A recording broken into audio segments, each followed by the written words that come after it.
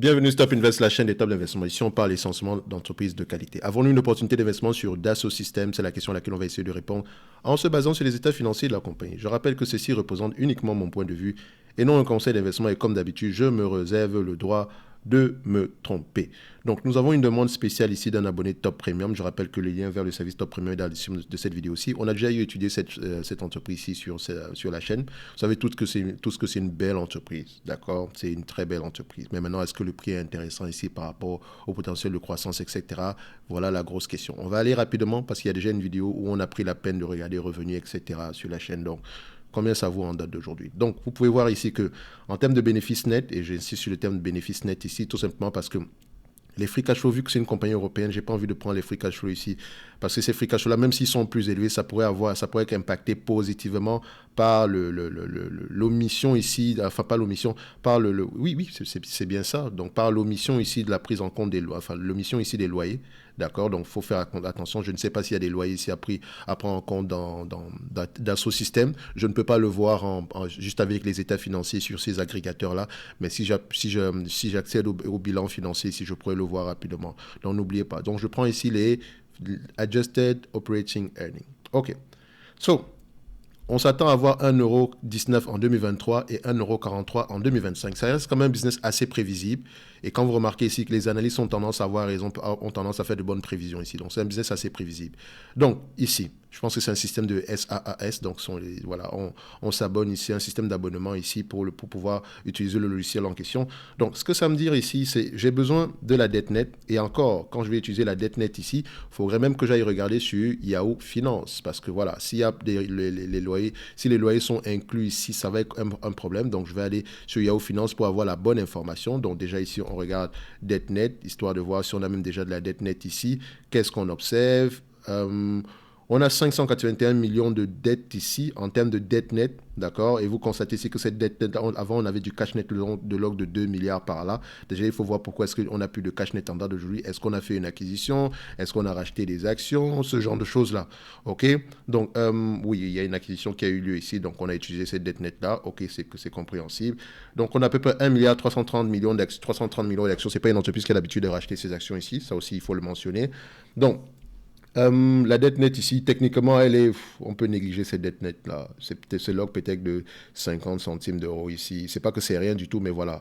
C'est une entreprise qui a les moyens de repayer sa dette. Quand on regarde bien ici, en date d'aujourd'hui, juste avec les net income ici, elle peut repayer sa dette. Donc, on va laisser ça de côté. Elle n'a pas de dette nette, on va le dire comme ça. OK? Donc, vu qu'elle n'a pas de dette nette, j'ai besoin de quoi? Le PER. Je rappelle toujours que le PER est un rendement si vous inversez ici le calcul. Donc, je dis, le marché paye combien de fois les bénéfices pour cette compagnie-ci? Je vais être gentil, je vais prendre en considération ici les bénéfices des 12 mois suivants. Donc, par rapport aux estimations précédentes ici, en prenant en considération les 12 mois suivants ici, le marché paye généralement en moyenne 25 fois les bénéfices. Je sais que vous voyez 26 fois les bénéfices, mais je ne paye pas plus de 25 fois les bénéfices. Donc ici, voilà, vous voyez à peu près qu'on est aux entours. Le marché, les opérateurs de marché ici payent très cher pour cette compagnie-ci, peut-être par rapport à la croissance ou bien à l'éventualité ici d'une augmentation des marges. Est-ce que c'est dans le cas? Est-ce que l'entreprise a l'habitude d'augmenter ses marges? Quand on regarde à peu près ici, non, les marges sont à peu près stables. C'est pas que c'est mauvais, hein. Les marges sont stables. Et également ici, en termes de croissance, qu'est-ce qu'on observe pour cette compagnie-ci? Est-ce qu'elle a une croissance assez élevée? Oui, quand même. On a une croissance assez élevée ici. C'est une bonne chose. Ça, c'est la croissance ici des revenus. 10% en moyenne sur les 10 dernières années. Maintenant, il faut voir ici qu'elle a changé comment on dit ça? Le modèle d'affaires a un tout petit peu changé, mais la croissance est quand même là, ok? Donc maintenant, la croissance du chiffre d'affaires n'est pas synonyme de croissance des net income. Donc il faut toujours aller vérifier au niveau de la croissance des net income. Ici, quand on regarde, on a 10% de croissance sur les 10 dernières années au niveau des bénéfices du revenu ici, et on a 10% sur les 10 dernières années au niveau des net income. Quand on regarde les 5 dernières années, on a 11% de croissance, et à ce niveau-ci, sur les 5 dernières années, on a à peu près combien en termes de pourcentage? On a à peu près 11%. Donc ici, les bénéfices nets et les net income ont tendance à croître au même niveau. Donc, ça dit que tout revenu supplémentaire tout revenu supplémentaire de 10% entraîne ici un bénéfice supplémentaire de 10%. D'accord? So, c'est pas mauvais non plus, c'est une bonne chose d'ailleurs. So, en termes d'évaluation, qu'est-ce que ça donne? Cette compagnie ici, voilà, si je prends 25 fois les bénéfices, je vous dis, c'est vraiment parce qu'il y a de la croissance dessus. OK, on est quand même à quelque chose comme 10% de croissance sur les 5 dernières années. Sur les 3 dernières années, qu'est-ce qu'on a? Et n'oubliez pas que c'est une croissance également par acquisition. Donc, c'est une croissance qu'on achète également. Pas sur toute la période, ne fait pas beaucoup d'acquisitions. Donc, il faut prendre en considération que la croissance, l'acquisition ici a été bénéfique ici grandement pour la croissance sur les dernières années. OK? Donc, ce qu'on va faire ici, pour faire simple, je vais prendre 25 fois les bénéfices. D'accord? Mais vous comprenez que c'est parce qu'il y a une certaine croissance inclue. OK? Donc, normalement, quand les taux d'intérêt augmentent, les PER ont tendance à diminuer. D'accord? Donc, prenons 25 fois les bénéfices. Donc, je reviens ici. En 2023, le marché s'attend à avoir 1,19 $. Les analystes s'attendent à avoir 1,19 $ par action. À 25 fois les bénéfices, on sera aux alentours de 30 € par là. OK? Donc, je viens ici. X25 par rapport à ce qui est attendu ici en 2023. Donc, je vais ici, on a à peu près combien 29,75, 29,75, on va le mettre comme ça. Ça, c'est pour 2,023. OK, on ferme. Par rapport à 2025, OK, on s'attend à avoir à peu près 1,43 €. Donc, 1,43 € fois 25 fois les bénéfices. Ça donne à peu près aux alentours de 35,75 €. Donc, 35,75 €. Et vous savez qu'on aime acheter des entreprises, même s'il y a de la croissance, à un prix qui n'implique pas la croissance. Donc aujourd'hui, quand tu me vends cette compagnie-ci à 36,54 €, en fait, tu inclus déjà une certaine croissance ici jusqu'en 2025. Maintenant, si croissance t'a ralenti, le prix va également avoir tendance à fluctuer. S'il y a une situation spéciale ici, le prix aura tendance également à fluctuer. Et quand on inverse un tout petit peu les choses, admettons qu'on est en 2025, tout se passe très bien, on a eu le 1,43 $ par action ici, par rapport au prix actuel qui est de 36,55 €, on a un rendement de presque 4%. Est-ce que ce rendement de 4% est satisfaisant pour vous? À vous de voir. Mais il faut aussi également voir une chose. La croissance pourrait être de 10% en moyenne sur les 10 prochaines années. C'est un exemple, hein, je ne dis pas que c'est ça. Auquel cas, ça pourrait changer les choses. Regardez, si nous avons une entreprise qui pourrait croître de 10% en moyenne sur les 10 prochaines années, ça fait ici 1,1 exposant 10, on arrive à peu près à 2,59 fois. Donc le revenu sera 2,59 fois plus élevé que celui qu'on a présentement. Donc on sera peut-être aux alentours de 18 milliards, 20 milliards par là. Si la taille de marché le permet, si la compétition le permet. D'accord? Donc là, on est dans l'extrapolation. Juste pour vous montrer que le PER payé ici aujourd'hui à 25 fois les bénéfices peut sembler gros, mais également, tout va dépendre de la croissance et l'augmentation des marges. Parlons juste de la croissance parce que l'augmentation des marges, je n'en sais rien. Il y a de fortes chances que ça reste à peu près stable. Donc, si c'est 2,59, ça veut dire que le 1,43 € que vous payez en date d'aujourd'hui, OK, va être multiplié par 2,59. Donc, quand on fait 1,43 €, ça revient ici à avoir 3,70 € d'ici... On est en 2025, d'ici 2035. Je vous rappelle, donc, voilà, 2035. Donc, vous voyez que c'est très, très loin. Donc, ça veut dire que par rapport au bénéfice net qu'on paye, par rapport au prix qu'on paye en date d'aujourd'hui, disons que si on paye 36,55 €, ça revient ici à un rendement de 10%.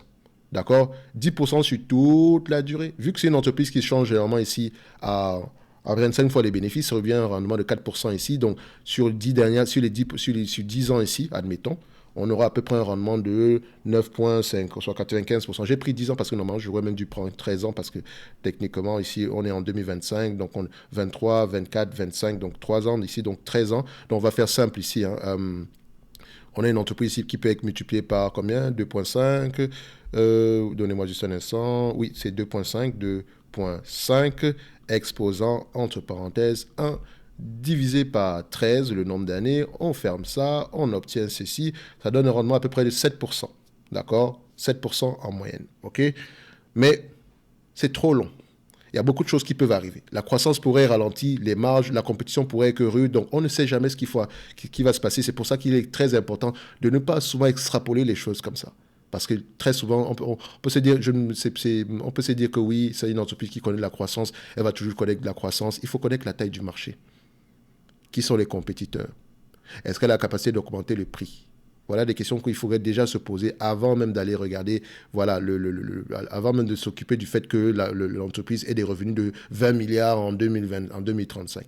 En date d'aujourd'hui, je dirais ceci. Si vous l'achetez en date d'aujourd'hui, n'espérez pas grand-chose dans les années à venir. Tant qu'on reste à ce niveau de croissance-là. Donc, je ne pourrais pas vous dire que vous avez acheté à un mauvais prix, mais ce prix-là n'est pas intéressant.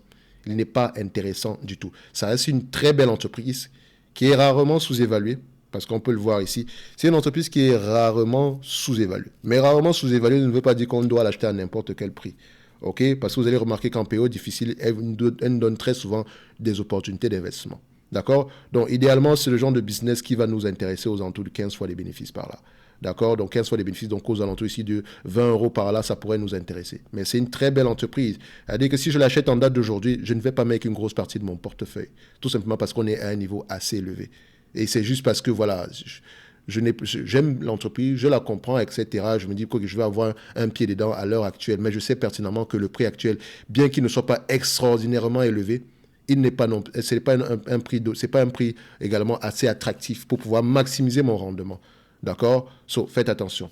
Donc, le dividende ici, il est safe, il aura tendance à continuer à croître. Et comme d'habitude, je vous dis toujours, si vous regardez ce dividende-là du point de vue pourcentage, vous faites une erreur. Il faut le regarder du point de vue rendement sur coût d'acquisition. Et quand vous regardez ici, par exemple, quelqu'un qui a reçu un dividende ici en 2003, qui est aux alentours de 1,46%, la même personne avec ces mêmes actions a un rendement aujourd'hui de 7,52%. Et c'est ça qui compte. Donc, c'est-à-dire que vous, quand vous allez acheter l'entreprise en date d'aujourd'hui, OK, admettons qu'on vous distribue la totalité des bénéfices nets en date d'aujourd'hui en dividende, je dis bien en dividende, donc par rapport à ce qui sera proposé en 2019 ici, donc on va faire simple, là, je vais diviser ça par 37 pour prendre un raccourci, on aura à peu près un rendement ici de 3%, d'accord, aujourd'hui. Maintenant, si le bénéfice net continue à croître année après année, on a vu ici qu'il y a une croissance de 10% sur les dernières années. Donc, si on extrapole un tout petit peu ici, on pourrait se dire que ça pourrait continuer à croître de 10% en moyenne. Et on a calculé ici que 10% en moyenne, ici, voilà, en année 2035, ici, on sera à un niveau assez élevé, ce qui nous ramènerait un rendement actuel de près de 10%, d'accord? Enfin, le rendement actuel de 10% si on continue à croître de 10% en moyenne sur les 10 prochaines années. OK? Faites attention. Donc, c'est ce qu'il faudrait regarder. Donc aujourd'hui, quelqu'un qui voudrait acheter cette compagnie-ci doit prendre en considération le fait que l'entreprise a la possibilité de lui reverser près de 3,2%. Peut-être pas en dividende, mais également en rachat d'actions. OK?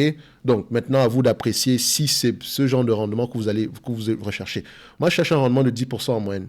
En date d'aujourd'hui, d'accord? Même en prenant en considération une légère croissance, et la croissance en question ne devrait pas dépasser 2 ans. OK? Donc, je ne veux pas attendre ici en année 10 pour avoir 10% de rendement sur mon prix d'acquisition. En tout cas, ça, c'est moi. Maintenant, à vous de voir. Ce qui est sûr, vous ne payez pas ici aux alentours de 56 fois les 56 euros l'action. Et vous savez que depuis le début, je vous dis que Dassault, faites attention. C'est une belle entreprise, mais on ne va pas l'acheter à n'importe quel prix non plus. OK? Donc, le prix actuel est correct, mais ça prend déjà en considération une éventuelle croissance en 2025. Et encore, on a des PER de 25, et dans un environnement où les taux d'intérêt augmentent, les PER auront tendance à redescendre un tout petit peu. Donc, ne l'oubliez pas. Ceci n'est que mon avis et non un conseil d'investissement. Dans la description de cette vidéo, si vous avez le lien vers le service Top Premium, où vous pouvez demander des analyses quantitatives, recevoir ici, voilà, les 2 notes d'analyse sur les entreprises qui sont sous-évaluées selon moi, d'accord, 2 notes par mois, et ainsi que les notes de suivi pour les entreprises précédentes ici.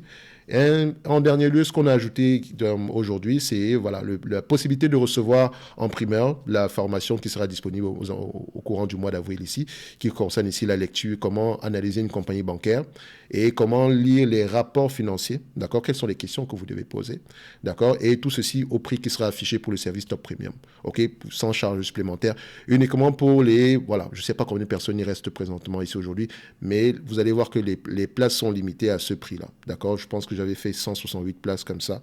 Et voilà, c'est juste pour nous permettre ici de prendre de l'avance. Et voilà, une fois que la formation sera prête ici, voilà, ça coûtera ce que ça coûtera à ce niveau-là. OK? On va se donner rendez-vous sur la prochaine vidéo. N'oubliez pas, si cette compagnie vous intéresse, lisez vos rapports financiers. C'est une très belle entreprise. Très, très belle entreprise. Mais vous, en ce moment-ci, il faut être extrêmement sélectif. Mais Dassault Systèmes, c'est la crème, c'est une belle entreprise à avoir dans sa watchlist déjà. Si je suis en PEA, voilà le genre d'entité qui va m'intéresser. Si je veux absolument même investir ici aujourd'hui, je sais une chose, c'est que je pourrais mettre un petit billet, mais pas un gros pourcentage de mon portefeuille, au moins pour le suivi. Bref, ceci n'est que mon point de vue et non un conseil d'investissement. Et comme d'habitude, je me réserve le droit de me tromper. On se donne rendez-vous sur la prochaine vidéo. Merci.